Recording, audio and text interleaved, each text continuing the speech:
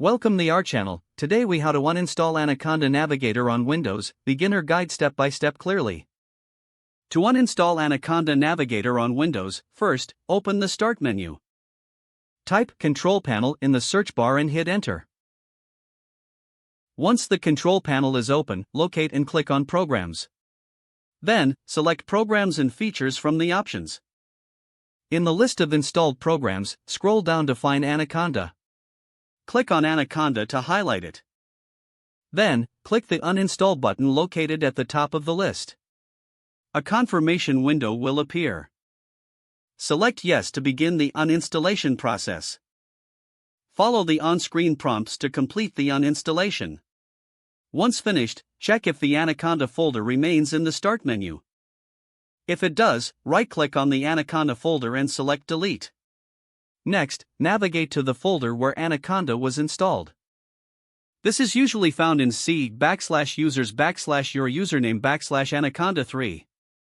Delete the Anaconda 3 folder if it still exists.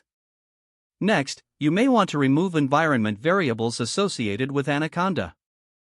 Right-click on this PC or My Computer on your desktop. Select Properties from the drop-down menu. Click on Advanced System Settings on the left side. In the System Properties window, select the Environment Variables button. In the Environment Variables window, find Path in the System Variables section. Click on Path, then click on Edit. Look for any entries that include Anaconda and remove them. After removing the entries, click OK to save your changes.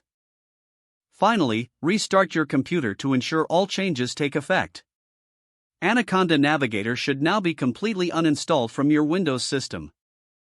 If the page does not load, refresh the browser or try again in a private or incognito window. Make sure you are using the correct email address, then retype it carefully to avoid small typos.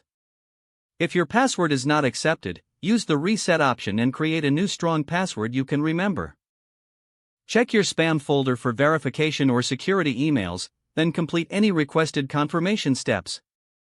Enable two-factor authentication if available to improve account security and reduce unauthorized access risk. After signing in, review your profile details so your contact information and settings are accurate and current.